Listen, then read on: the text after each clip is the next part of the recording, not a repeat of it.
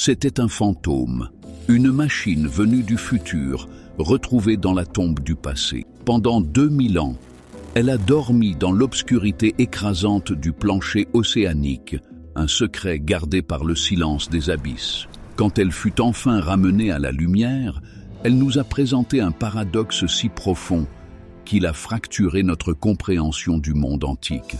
Les chroniques de l'histoire sont écrites dans la pierre et l'acier, dans la poterie et le parchemin. Elles racontent une histoire de progrès graduel. Mais ceci était différent. C'était le murmure d'une chronologie oubliée. Un monde où la révolution industrielle aurait pu commencer avec César. Tu es sur le point de découvrir la pièce de technologie la plus complexe retrouvée du monde antique. Un objet si avancé, si anachronique, que pendant des décennies, personne ne pouvait croire qu'il était réel. Voici l'histoire d'un ordinateur vieux de 2000 ans qui tout simplement ne devrait pas exister. Imagine que tu es là, en l'an 1900. Tu es un plongeur d'éponge, ton nom est Elias Stadiatos, et tu travailles dans les eaux dangereuses au large de l'île grecque d'Anticythère. Ton monde est celui des poumons en feu et de l'immense pression silencieuse des profondeurs. Lors d'une plongée à une profondeur qui repousse les limites même de l'endurance humaine, tes yeux aperçoivent quelque chose à travers le bleu trouble. Une épave. Mais alors que tu explores la ruine antique, tu les vois. Pas des amphores, pas des pièces de monnaie, des silhouettes, des formes humaines pâles et fantomatiques éparpillées sur le fond marin. Tu refais surface, haletant, terrifié, bredouillant à ton capitaine à propos d'un tas de femmes mortes et nues. Ce que tu as vu n'était pas des corps. C'étaient les statues de bronze et de marbre de l'épave, leur forme divine hantant l'obscurité. Et lorsque les archéologues sont venus récupérer ces statues, ils ont trouvé autre chose. Un bloc de bronze corrodé, déformé par des siècles de décomposition océanique, pris pour à peine plus qu'un rocher. Ce rocher fut apporté au Musée national d'archéologie d'Athènes. Et là, il est resté. Pendant 2 ans, ce ne fut qu'un débris de plus, indigne d'attention. Mais alors, le rocher s'est fissuré, et à l'intérieur, le monde a vu l'impossible. Pas du sable, pas de la pierre, mais un réseau complexe d'engrenages imbriqués, des dents taillées avec précision, des roues dans des roues, des cadrans couverts d'inscriptions si minuscules qu'on pouvait à peine les lire. Le pacte de la mer était rompu, et un secret gardé depuis l'époque de la République romaine était maintenant exposé. Les engrenages étaient un message, et ce qu'ils disaient, c'était ceci: tu crois connaître notre monde? Tu ne sais rien. La réaction initiale fut le déni. Ça devait être une erreur, peut-être un instrument moderne. Une horloge de navire était tombée par-dessus bord sur l'épave antique. L'idée que les Romains, à l'époque des sandales et des épées, pouvaient créer quelque chose d'aussi complexe, c'était une hérésie. Cela violait la chronologie sacrée du progrès. Mais les preuves étaient indéniables. L'objet était fusionné aux artefacts qui l'entouraient. Il venait des profondeurs. Il venait du passé. Le silence qui s'ensuivit dans les couloirs de l'histoire fut plus lourd que n'importe quelle montagne.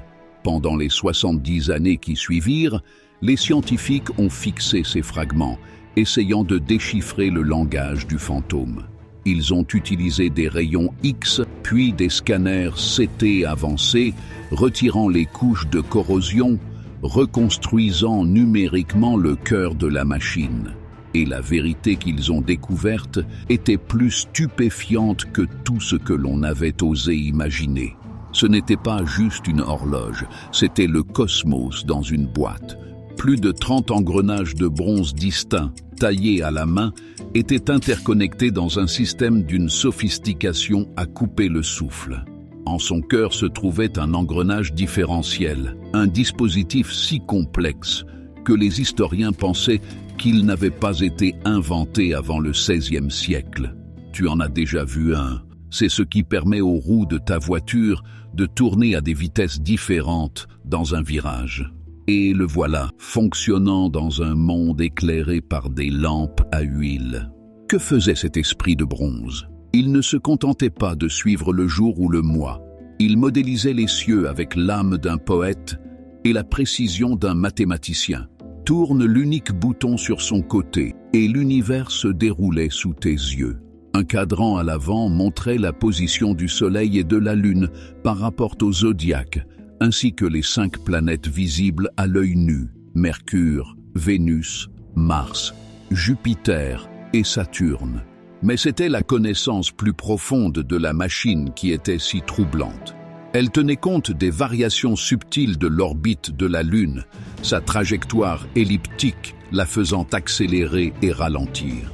Les inventeurs avaient traduit cette anomalie céleste dans le langage des engrenages, en utilisant un brillant mécanisme à goupilles et fentes pour imiter parfaitement le mouvement lunaire. Ce n'était pas seulement de l'observation, c'était une compréhension mécanique profonde des lois de la nature. 2 grands cadrans à l'arrière étaient les oracles de la machine. L'un était un cadran Saros, un cycle de 223 mois qui pouvait prédire les éclipses solaires et lunaires avec une précision déconcertante. Pense à ce que cela signifie.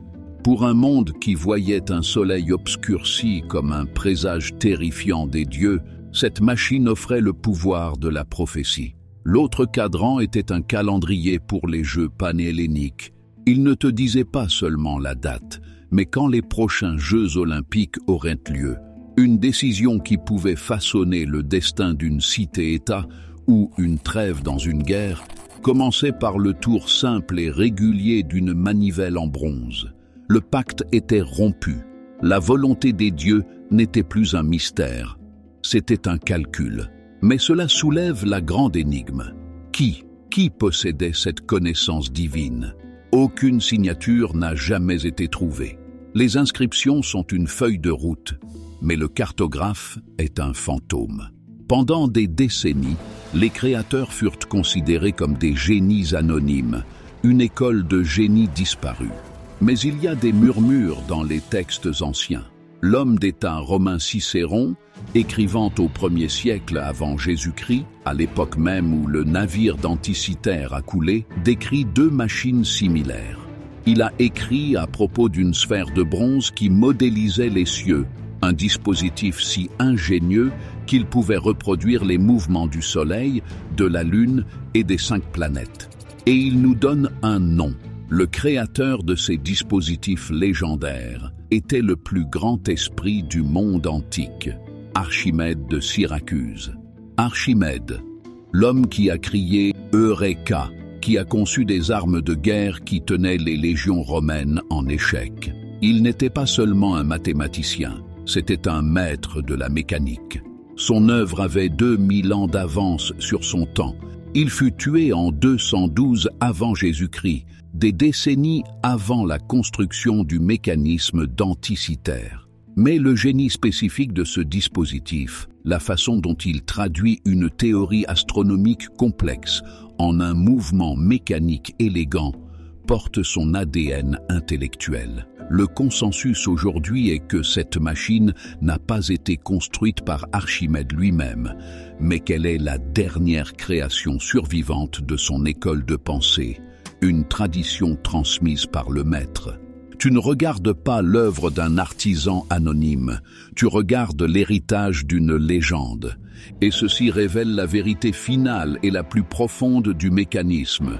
Il n'a pas été conçu pour être un simple outil, c'était une déclaration philosophique. Pourquoi le construire? Pour suivre les planètes. Mais pourquoi suivre les planètes? Pour prouver que l'univers n'était pas le caprice chaotique de Dieu mesquin. C'était un cosmos, un système ordonné, compréhensible, prévisible, une grande et glorieuse horlogerie. Et l'humanité, par la raison et les mathématiques, pouvait en saisir la conception. Cette machine était un acte de confiance intellectuelle suprême, peut-être même d'ubris. C'était une tentative de capturer l'esprit de Dieu dans une cage de bronze. Et puis il a disparu. Le navire, naviguant probablement de Rhodes à Rome, chargé de trésors grecs pour un riche mécène romain, a sombré dans une tempête. Et avec lui, ce sommet du savoir mécanique fut perdu pour le monde. Il n'a pas inspiré une nouvelle génération d'inventeurs. Il n'a pas déclenché de révolution industrielle.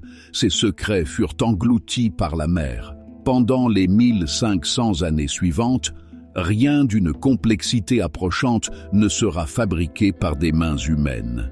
C'était un livre de connaissances jeté à l'océan la veille de l'examen final. Un millénaire et demi de progrès, englouti.